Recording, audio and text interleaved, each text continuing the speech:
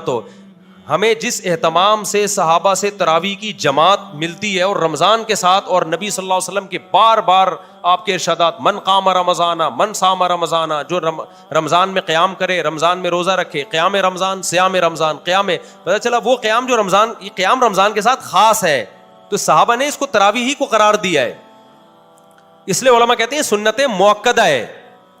تو اصل فضیلت تہجد کی ہے، لیکن تراویح سنت مؤکدہ ہونے میں اس کی فضیلت کیا ہے؟ تہجد سے زیادہ، اس کو جزوی فضیلت کہتے ہیں، ایک خاص چیز میں تراویح کی فضیلت زیادہ ہو گئی ہے۔ اور اس حوالے سے دیکھا جائے کہ تہجد میں صحابہ جو قرآن پڑھتے تھے، آج لوگ تراویح میں خود قرآن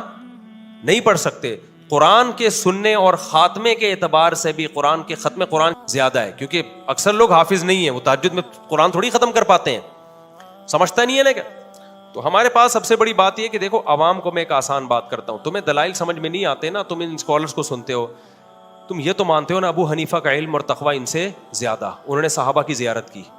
امام شافعی نے تابعین کی زیارت کی، ان کا علم بھی زیادہ، ان کا تقوی بھی زیادہ، امام احمد امام بخاری کے استاذ ہیں، امام شافعی امام احمد کے استاذ ہیں، امام مالک تو ایسے امام ہیں جن کے بارے میں بہت سارے علماء قائل ہیں کہ جو حدیث میں آتا ہے نا کہ مدینہ میں ایک عالم پیدا ہوگا جس کی طرف دنیا آئے گی، جمہور اس کے قائل ہے کہ اس سے امام مالک مراد ہیں، جنہوں نے تابعین کی زیارت کی۔ اتنے بڑے بڑے اسکالرز جن کو 99% دنیا نے فالو کیا ہے۔